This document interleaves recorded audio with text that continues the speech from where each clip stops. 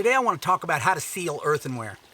I get a lot of questions about how to seal earthenware, whether or not it can be used for cooking, things like that, and I hope to answer those for you today. Our ancestors ate and drank out of earthenware for centuries, millennia, and yet today it's often said that earthenware is not food safe. All that means is that it's slightly porous. It absorbs what you put into it. If I pour milk in here and I drink milk out of this glass every day, after a period of maybe a week, it might start to smell like sour milk. And it could potentially harbor bacteria, which can make you sick. So they call that not food safe. And in some ways it is. But you have to understand the limitations of it. You have to also understand that there's no way to 100% seal earthenware unless you put a glaze on it. And at low temperatures, at which primitive pottery is fired, there's no way you can put a glaze except a lead-based glaze, and that offers its own health concerns. So the short answer is no. Earthenware cannot be sealed 100%. But depending on the clay and depending on how you treat it, it can be sealed 75 or 80%. And it can be used for cooking and drinking out of, as long as you understand the limitation. So today I'm going to talk about 3 of the main ways that we can seal earthenware to make it less porous and more usable for things like cooking and drinking out of, eating on.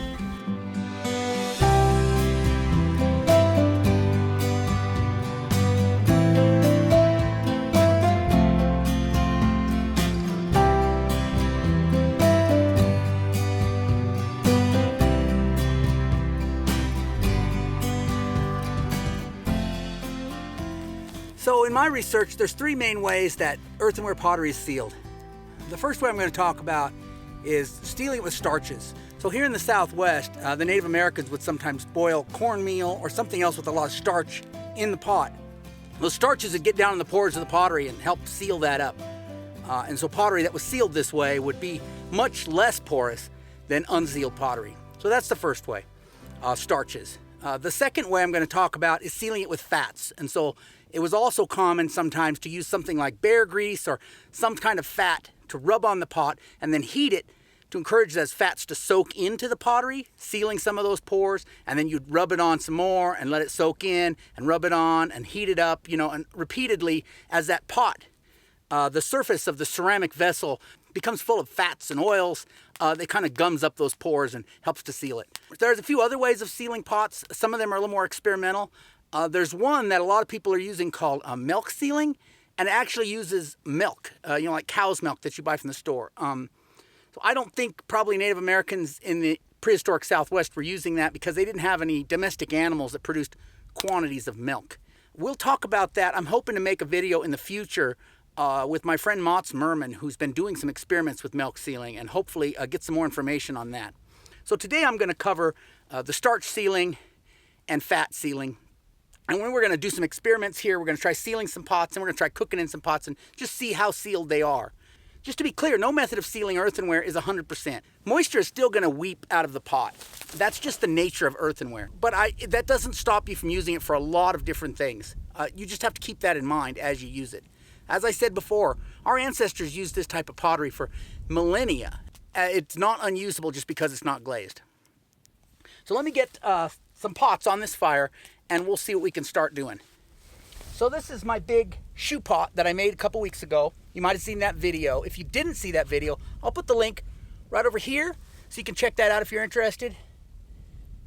And I went down to the creek and I filled it with water. So I'm just going to throw in a couple handfuls of cornmeal. I've got that on the fire and it'll start boiling before long. Now in the video where I made this, I showed that it has a large crack in it. So this pot specifically is far from sealed, given that it has a crack down the side. So I'm going to try to see if I can really seal a lot of that crack with these starches. Now I didn't have access to bear grease and I didn't go buy lard. What I've got here today is Crisco. So it's something that's commonly available to most people. I know it's not going to turn rancid and stink like lard or bear grease could. I'm just going to coat the pot inside and out liberally with this Crisco, and then I'm going to heat it up near the fire. And then as it soaks in or burns off, I'll add more.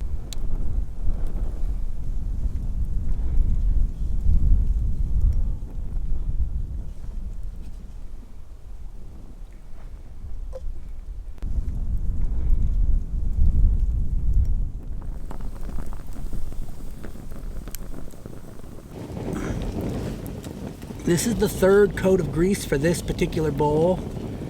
The first one, it didn't burn too much. It just pretty much just soaked it up. And so it wasn't in the fire too long. I pulled it out, I coated it again. And this time, the second time, it really got hot and it burned like a candle, and meaning the grease was literally burning out of it. So in between, there's kind of a cool down period when, you know, it's too hot to touch. Maybe if I had some kind of utensil where I could apply this grease without burning my hands, I could put it on hot. But as it is, I gotta let it cool a little bit before I add another coat. And it's borderline right now. It's pretty warm.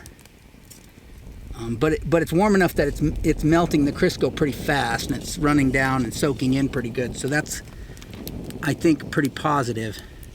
Because when it becomes liquid, then it's going to soak into the clay more readily. And you can see the pot is taking on a rather rustic patina, which, you know, depends on the person, I suppose. But it's kind of attractive. It certainly makes it look used, like, you know, pottery back in ancient times, at least utilitarian pottery, probably had that look. It probably looked well used and had that patina of use on it. Okay, I have coated the bowl and the jar 3 times with oil, and I think this is my last time because it seems the oil isn't soaking in as quickly as it did the first couple of times. So I think we're getting kind of impregnated with, whether it's impregnated with oil or just, you know, carbon from the burning off of the oil, I'm not sure. But so I'm going to do it one more time. Well, no, I've done it the 3rd time. I'm going to go ahead and burn that off, sterilize it good, and call that good for the sealing, and then we'll see how it does. The shoe pot has yet to boil. It's been sitting here the whole time, maybe an hour or so on the fire. It's got a lot of water in it though. I think probably holds, I bet it holds over a gallon. So it's got a large heat sink, and it's my opinion that these types of jars were meant to be buried down in coals. That's why they're shaped like that, so you could put the coals all around them, get a lot of heat on them at once, which I don't have enough coals for here. And it's a little bit of a windy day, so I don't dare build up that much coals because I don't want to, you know, start a wildfire. So I'm just gonna leave it soak in there. Every once in a while I reach in with the spoon and I stir around that cornmeal so that it's able to do its business wherever. I'm sure there's a lot of starches in that water, so I'm not sure if boiling is as critical as just cooking it in there, but you know, we will see.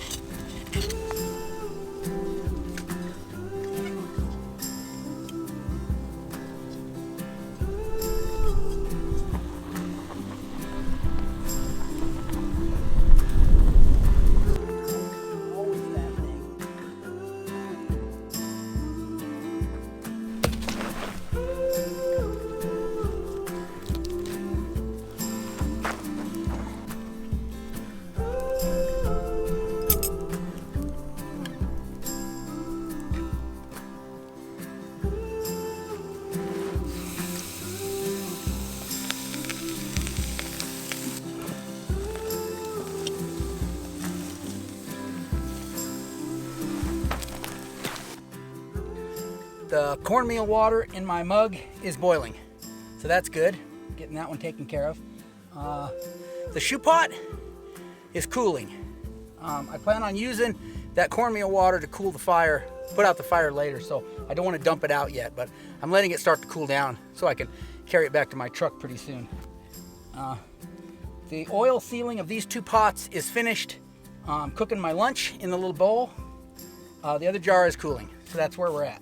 We'll do some experiments once I get these back in my studio to see how well I've done at sealing this earthenware. A little cornmeal water won't hurt me. These beans are boiling, so I'm sure they're plenty warm. So good.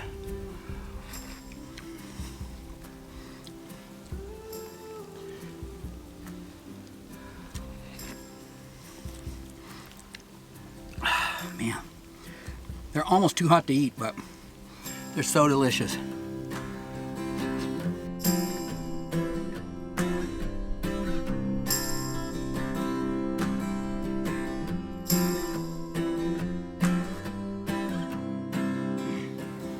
Okay, back in the studio today, I'm going to test how well these are sealed. Now, this isn't very scientific because if it was, I would have tested these before I sealed them and then tested them again afterward, which I failed to do. So here's the idea. I've got a measuring cup. I'm going to pour exactly 1 cup of water into each of these vessels. And then I'll let it set for an hour. I'll come back in an hour, I'll measure it again, and we'll see how much water was lost during that period of time. These two were sealed with oil or Crisco. These two were sealed with starch or cornmeal. So I'll pour the water in, come back in an hour, see what we got.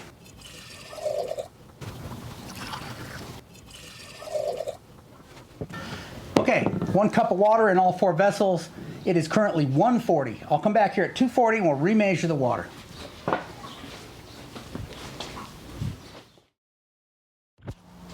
Okay, let's see how we're doing. Ready to measure some water. First, the bowl. This was oil sealed, and before it was fired, it was burnished. Not all of these were burnished, so this was burnished inside and out, which would help seal it a little more.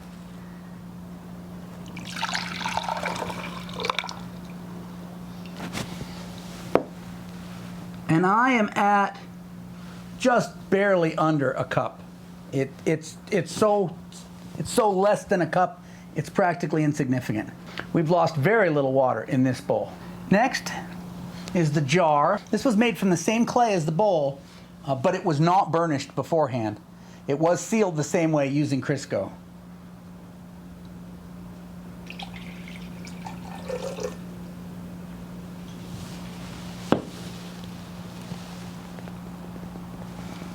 This may be a hair less than the bowl, but certainly not much. It's not a 1/4 cup down. It's not even an 1/8 of a cup down. It is down a little. So I'd say it lost a little more water than the bowl, but not significant. Now my mug. My mug was sealed using cornmeal, boiled in it. This was also burnished a little bit on the inside.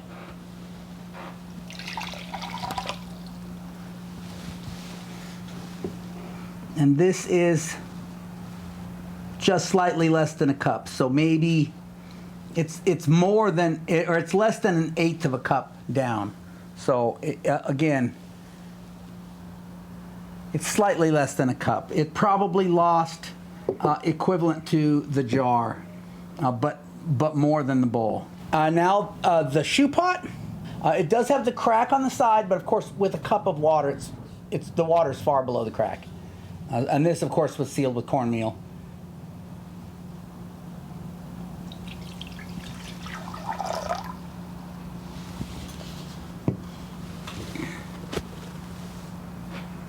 That probably lost the most, to tell you the truth. That's over an 1/8 of a cup down. It's less than a 1/4 cup, but more than an 1/8, somewhere in between there. So almost 3/4 of a cup left. So can't really say why, except maybe the inside of this, being a large jar, was the least smoothed, the least polished, and so it has a coarser texture. I don't know. But none of these are especially, like a lot of times with an earthenware jar, you know, if they're sitting there holding water for a period of time, they'll feel damp on the outside. And they all feel cool on the outside. This one probably feels the most damp. This a little bit damp. And this just barely. It could have to do with the volume of this. Perhaps the clay itself was wicking up more water because there's more clay in it. I'm just guessing. But this one does not feel especially damp. You can see the stain on it where it has gotten a little bit wet here. It has soaked up some of that moisture and it's showing. And I can feel, like I said, dampness.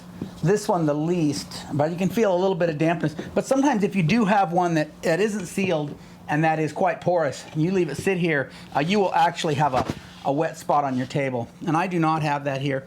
There's a couple of drops here, possibly where pots were sitting, but honestly, they could also be where I just spilled when I was pouring into my measuring cup, so it's hard to say. But I would say these are all pretty well sealed, and I'm pretty happy with that. And I have no problem, you know, drinking coffee or tea out of this, or food out of a bowl.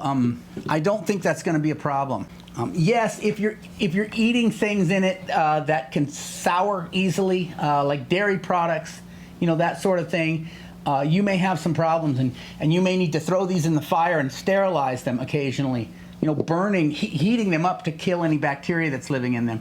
But an earthenware vessel is no more dangerous than a wooden cutting board or a wooden spoon, because the wood is porous and it can also draw in food, and it can become sour. But like I said, our ancestors ate off of earthenware, so you know, you have to decide for yourself. I am not a food safety expert by any stretch of the imagination. I'm just telling you my observations and the fact that our ancestors did eat on these, and I know people that do eat out of these, and I have eaten out of these, as you saw in this video. So, you know, make your own mind up what you think is right. But as far as using this for things, yeah, would I use it for a flower vase? No, it would make a terrible flower vase because it's porous. But would I use it to eat out of? Certainly, or eat on. I live in Tucson, and down the street here at the University of Arizona, at the Arizona State Museum, they have a whole set of dinnerware that Ansel Adams commissioned from Maria Martinez, plates and such. And that was what his formal dinnerware was at his house. And these were earthenware pots that Maria Martinez made, fairly low fire. And yeah, they are porous. So lots and lots of people have eaten off of earthenware. You know, like I said, use some intelligence when you come to deciding what to use it for. You know, it'd make a terrible fish tank, right? But in New Mexico, it is really common to cook beans in a micaceous cooking pot on your stovetop. Earthenware vessels have been for millennia used for various purposes, and in many parts of the world still are. So use some discretion, but these can be sealed to a certain degree, and they can be used for things. If you know any other ways to seal earthenware, go ahead and leave a comment about it down in the comment section, and I'd like to see what your ideas are on that. Like I said, also, I'm going to be, in the future, hopefully making one that deals with milk sealing, because I don't know much about it myself, and I am curious. If you'd like to learn more about how I fire this earthenware in a low-fire outdoor firing, check out this video over here, which is going to go into detail on that process. I appreciate you coming on my adventure with me today. We'll catch you next time.